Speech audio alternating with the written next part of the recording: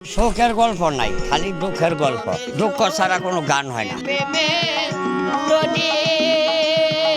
আপনি এখানে দাঁড়াবেন, কেউ আসবো না। আর আমি দাঁড়ালে দর্শক আসি, দেখে, কথাবার্তি বলে। আমি এই যন্ত্র নিয়ে বের হই, আর আমার বক্সটা লয়ে বের হই। এই যে বক্স আমার সঙ্গে দুইটাই মানুষটা আমি বিনোদন দেই, এই জন্য মানুষ আমাকে ভালোবাসে। এটি আমার সাথে সবচেয়ে বড়। আজকে এখানে গান গাইছি, 8-9টা গান পাইছি, 400 টাকা দিয়ে বাজার করবো।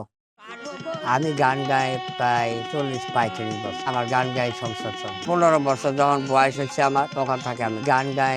মানিকগঞ্জ একটা কোম্পানি, ওখানে আমি যা বলতেছি যে আমি গান জানি, 2টা গান বলবো। তখন 2টা গান করার পরে ওই মালিকে বলতেছে তুমি আবার অন্য কাজ করো বাবু। তখন থেকে আমি ওখানে কাজ করি। প্রথম যখন গান গাই মুজিবপুর দেখি, ঢাকা মতিঝিল, বলে বহুত আগে গান গাইছি, 4000-5000 টাকা এমনি করে বকশিস পাইতাম। মানে রাস্তার মধ্যে দাঁড়ালে দর্শকে গান গায়ে যাও, আমার না আমি এখন গান গাইতে পারবো না। পরের বেলা আসলে আবার ধর্ম তোমার আটকা।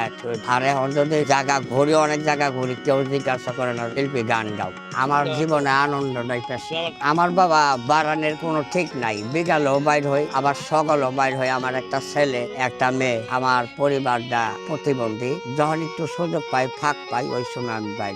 যোধপুর যাই, ভোট বাজার যাই, তার গাছ যাই, বড় বাড়ি যাই, পাকার যাই, চিনো মার্কেট যাই। একজনের ডাক দিল, গান গেলাম, বা 4টা কি 3টে, এইভাবে গেলাম। আরেক জায়গায় গেলাম 2টা 3টে, মানে এইভাবে 2-3 জায়গায় বসলে আমার হয়ে যায়। তা বাবা রে, গান গাও খুব পরিশ্রম। আগে তো শক্তি ছিল, গানের টান মারছে, এখন তো বাবা শক্তি নাই।